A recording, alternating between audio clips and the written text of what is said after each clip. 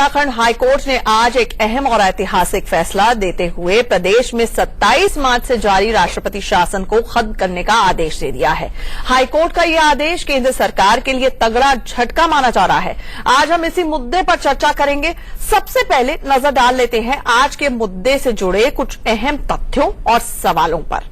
Uttarakhand high court ने दरअसल उत्तराखंड में राष्ट्रपति शासन खत्म करने का आदेश दिया है। हाईकोर्ट ने हरीश रावत सरकार को बहाल करते हुए 29 अप्रैल तक अपना बहुमत साबित करने का आदेश दिया है। हाईकोर्ट के इस फैसले से सवाल ये उठ रहा है कि क्या उत्तराखंड में राष्ट्रपति शासन बेवजह ही लगा दिया गया।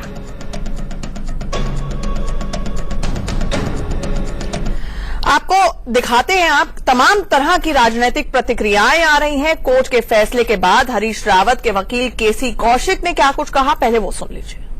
The division had dictated the judgment in open court and restored the position of Mr. Harish Rawat as on 27th March 2000 when the president rule was imposed. Then further he has been directed to give the floor test on or before 29th April 2016. Union of India, as far as Union of India, they prayed for suspension of the judgment. Court said कि you are at liberty, you can approach to the Supreme Court. We are not expressing our opinion. That is the thing. और फैसले के बाद हरीश रावत ने क्या कुछ कहा, ये भी सुन लीजिए।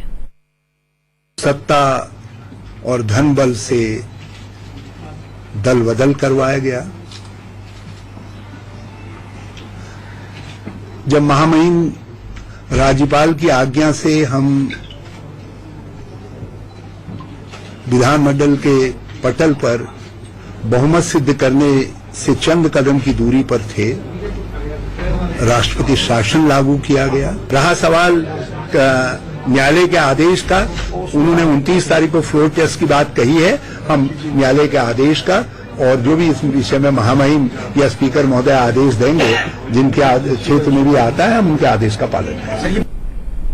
तो हाईकोर्ट का ऐतिहासिक फैसला आ गया है, लेकिन कई सवाल अब खड़े हो रहे हैं और इन्हीं सवालों पर चर्चा करने के लिए हमारे साथ एक पैनल जुड़ने जा रहा है। हमारे साथ बीजेपी का पक्ष रखने के लिए विजय सोनकर शास्त्री जी जुड़ेंगे और साथ ही साथ हमारे साथ कांग्रेस के नेता इस वक्त देहरादून से राजेंद्र शाह साहब जुड़ रहे हैं। राजेंद्र शाह साहब के लिए तो बहुत बड़ी राहत है, लेकिन सबसे पहले विजय सोनकर शास्त्री जी, आपसे ये सवाल।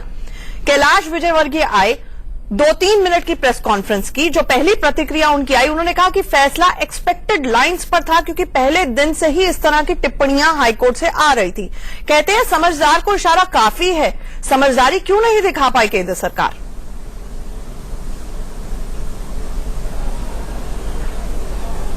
नहीं, देखिए, इसमें तो स्पष्ट है, इसमें समझदारी की क्या बात है। जिस तरह से उत्तराखंड में हुआ है और खासतौर से जो बजट बिल में जब मत का प्रयोग किया गया और उस समय सरकार अल्पमत में दिखी, तो उसके आगे का जो डेवलपमेंट है वो अकॉर्डिंगली था। और अगर आज मान लीजिए कि कांग्रेस पार्टी के लोग ये मानते हैं कि हमने 9 विधायकों को अयोग्य घोषित किया, तो उसका आधार क्या हो सकता है? उसका आधार तो वही होगा ना जो बजट बिल के विरोध में सारी तथ्य आप विजय सोनकर शास्त्री जी दे रहे हैं, ये हाईकोर्ट में दिए गए और इन तमाम दलीलों को नकार दिया गया। कोर्ट ने इन तमाम दलीलों को खारिज कर दिया है, तो उसमें हम नहीं जाते हैं। लेकिन सुब्रमण्यम स्वामी की, देखिए बीजेपी की जो प्रतिक्रियाएं आ रही हैं, मैं सवाल उसमें पूछ रही हूँ। सुब्रमण्यम स्वामी का ये कहना था कि अटॉर्नी जनरल और सॉलिसिटर जनरल को हटा दीजिए क्योंकि वो पक्ष ही सही तरीके से नहीं रख पाए। तो सवाल ये उठता है कि आपकी जो तमाम लीगल बटालियन थी वो आपका पक्ष ठीक से नहीं रख पाई और इसलिए मोदी सरकार को इतना बड़ा झटका लगा, या फिर फैसला ही इतना गलत था कि वो इनडिफेंसिबल था, उसको डिफेंड नहीं कर पाए आपके वकील।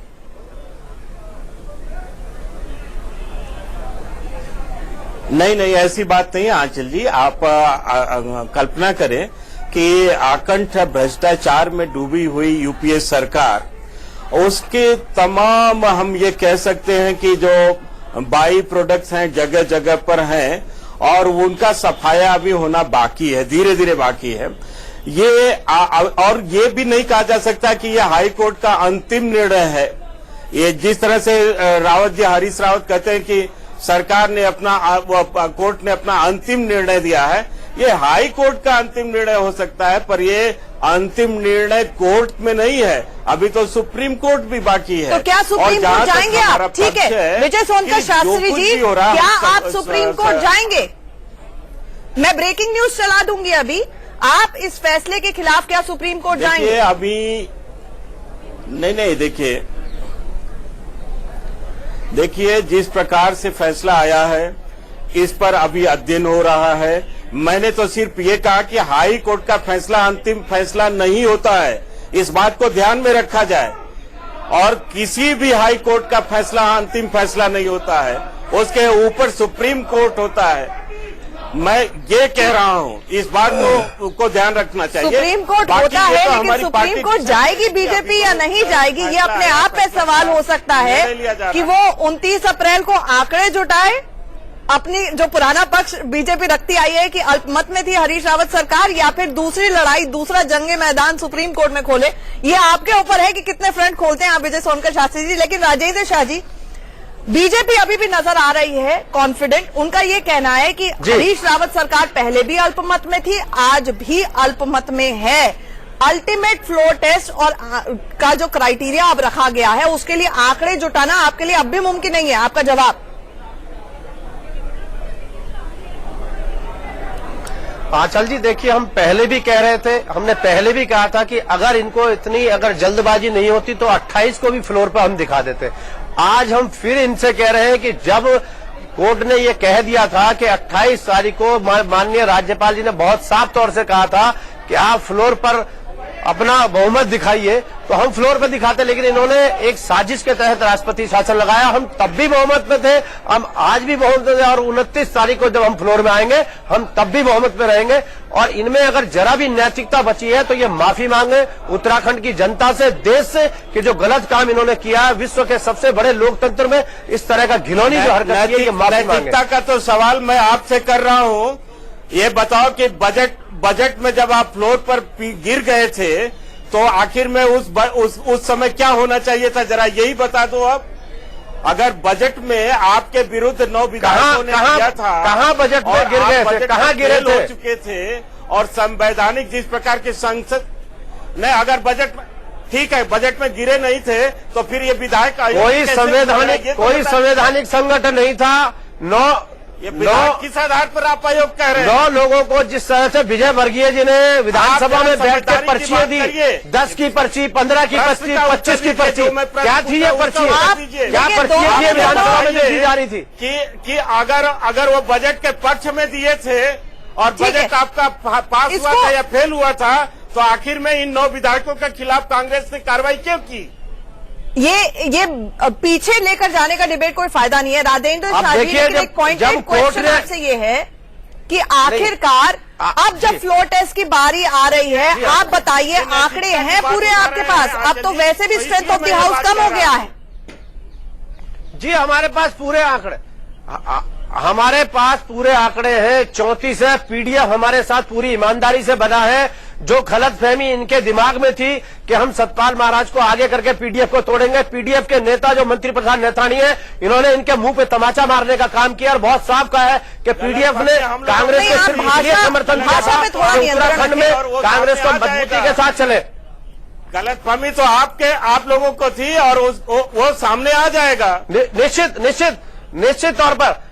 निश्चित तौर पर सामने आएगा। तो लेकिन देखिए, आप एक दिन भी क्यों नहीं रुक पाए? निश्चित तौर पर विजय सोनकर शास्त्री जी, ये एक बार नहीं, लगातार कई बार, और पिछले इतने समय से जब 28 को मैं बार कहूंगा। मैं आंचल जी मैं आपसे कहना चाहता हूँ, इनसे ये पूछिए कि जब 28 को फ्लोर टेस्ट होना था तो 27 तो क्यों इन्होंने सरकार गिराई? फैसला नहीं है इस बात, सरकार क्यों गिराई? आप इसका जवाब दीजिए। ठीक है, आप दोनों को थोड़ा सा विराम देना चाहूंगी। अंतिम फैसला क्या होता है देखिए इसके बाद। अरुण जेटली वित्त मंत्री ने जब ये राष्ट्रपति शासन लगा था तो क्या कुछ कहा था इसके बारे में, सुन लीजिए, फिर मैं विजय सोनकर शास्त्री जी से सवाल करूंगी। मैं ये मानता हूं कि धारा 356 के प्रयोग का इससे बेहतर कोई दूसरा उदाहरण नहीं हो सकता। विजय सोनकर शास्त्री जी, अब हाईकोर्ट का फैसला आया है। देखिए, वित्त मंत्री उस वक्त कह रहे थे कि राष्ट्रपति शासन लगाने का, प्रेसिडेंशियल प्रोक्लेमेशन करने का इससे बेहतर कोई उदाहरण नहीं है। मुझे ये बात बताइए, फिर इतने दिनों तक मैराथन हियरिंग में क्यों बीजेपी ये समझा नहीं पाई, क्यों केंद्र सरकार ये समझा नहीं पाई हाईकोर्ट को कि टीयरिंग हरी क्या थी, जल्दबाजी क्या थी, 24 घंटे क्यों इंतजार नहीं कर सकते थे फ्लोर टेस्ट का? जी जी जी आंचल जी, 2 दिन से आप लोग भी सुन रहे हैं हाईकोर्ट का जो बहुत सारे बयान आ रहे हैं, हाईकोर्ट के विचार आ रहे हैं। उस विचार को देख करके हम अभी क्या बतला सकते हैं कि ये एक फैसला किस प्रकार का है। सारी चीजें स्पष्ट हैं। जिस प्रकार से हाईकोर्ट के बयान आए हैं, क्या वो परंपरा के हिसाब से ठीक था? क्या यही देश की परंपरा है? हाईकोर्ट अपने हाईकोर्ट के सामने तथ्य के उन्होंने फैसला लिया। आप क्या हाईकोर्ट के फैसले पर ही सवाल उठा रहे हैं? अब आप हाईकोर्ट को भी अपने हिसाब से चलाएंगे? नहीं, अब आप हाईकोर्ट को भी अपने तरीके से चलाएंगे क्या? नहीं, हाईकोर्ट आपसे पूछेगा कि उनको क्या कहना है, लेकिन हाईकोर्ट कैसे चल रहा है इसको देश आप क्या कह रहे हैं? मुझे नहीं, समझ नहीं आ रहा। सोनकर शास्त्री जी, विजय सोनकर शास्त्री जी, कह रहा हूं कि आपने सवाल उठाया हाईकोर्ट पर। अगर बजट बिल गिर गया है, अगर सरकार बजट बिल पास नहीं करा पाई है, तो आप बताओ कि ये इसको क्या कहा जाएगा? ये सरकार का गिरना इसी नहीं तो पर क्या तो होगा? हाईकोर्ट ने विजय सोनकर शास्त्री जी आप लोगों से पूछा, बजट बिल कहाँ से गिरा? सामान्य व्यक्ति भी सोच सकता है। देखिए, हाईकोर्ट ने पूछा कि आप अफेयर कैसे इंटरफेयर कर सकते हैं, दखल दे सकते हैं, जिस सवाल का जवाब आपके पास नहीं था। एक छोटे से ब्रेक के लिए, माफ कीजिएगा, मुझे रुकना पड़ रहा है। आप दोनों हमारे साथ बने रहिए, एक छोटे से ब्रेक के लिए रुकेंगे, जल्द लौट रहे हैं। एक फैसला सुनाया है, राष्ट्रपति शासन को हटा दिया गया है। विजय बहुगुणा जो कि पूर्व मुख्यमंत्री हैं, बागी हैं कांग्रेस से, उनका क्या कुछ कहना था वो सुनवाते हैं। मेरी भी जो थोड़ी बहुत कानून की समझ है, मुझे लगता है कि फैसला सही नहीं है। राष्ट्रपति का जो आदेश था वो बहुत साउंड था, लीगल था, कॉन्स्टिट्यूशनल था। अब हाईकोर्ट ने एक फैसला दिया है, तो मैं तो केंद्र सरकार को राय दूंगा कि वो सुप्रीम कोर्ट में जाए और सुप्रीम कोर्ट जो है इस पूरे आदेश की समीक्षा करे। विजय सोनकर शास्त्री जी, सुना हमने बहुगुणा जी ने क्या कहा कि मैं तो केंद्र को राय दूंगा, सुप्रीम कोर्ट जाए। आप बहुगुणा जी की राय मानेंगे?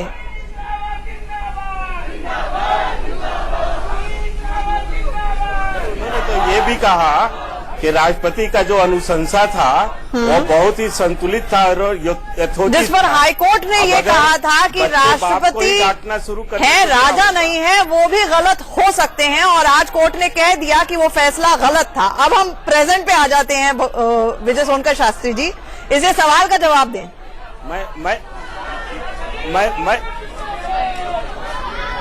नहीं, वही तो मैं कह रहा हूं कि अगर बेटे बाप को भी डांटना शुरू कर देंगे तो क्या आप इसको क्या समझती हैं? आज जिस प्रकार से तरह तरह की टिप्पणियां करते हुए हाई कोर्ट का फाइनली जो हाई कोर्ट बेटा हो गया मतलब आया है, जो फैसला आया है, इसके बारे में स्पष्ट है सारी चीजें। हाई कोर्ट को आप बेटा मानते हैं?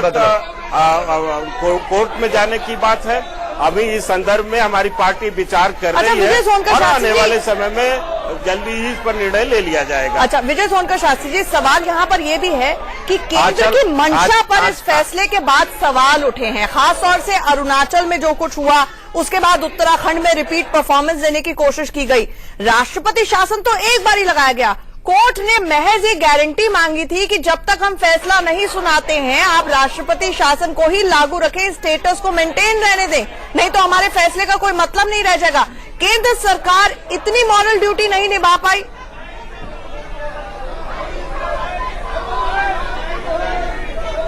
नहीं, देखिए, इसमें बात ऐसी नहीं है। जब सारी चीजें स्पष्ट थी और जब जहां राष्ट्रपति जी ने स्वयं इंटरवीन करते हुए एक अपने विचार व्यक्त कर दिया था, ऐसे में जिस प्रकार से कोर्ट के निर्णय आए हैं, हमें उस निर्णय के संदर्भ में अभी विचार करनी है। ये वाकई राष्ट्रपति का फैसला होता है या वो कैबिनेट की एड एंड एडवाइस पर चलते हैं? बार बार राष्ट्रपति का नाम आप ले रहे हैं, ठीक है। मैं अब राजेंद्र जी को लाना चाहूंगी। राजेंद्र जी, कहीं ना कहीं ये मॉरल विक्ट्री आप लोगों के लिए हाईकोर्ट का फैसला है, लेकिन खास तौर से अरुणाचल के परिप्रेक्ष्य में, उसके बाद उत्तराखंड में, यहाँ पर वीरभद्र सिंह आ गए थे दिल्ली में सोनिया गांधी से मिलने के लिए कि कहीं वहां पे भी सरकार को डिस्टेबलाइज ना करने दिया जाए, ये उस लेवल पर भी एक बड़ी राहत है।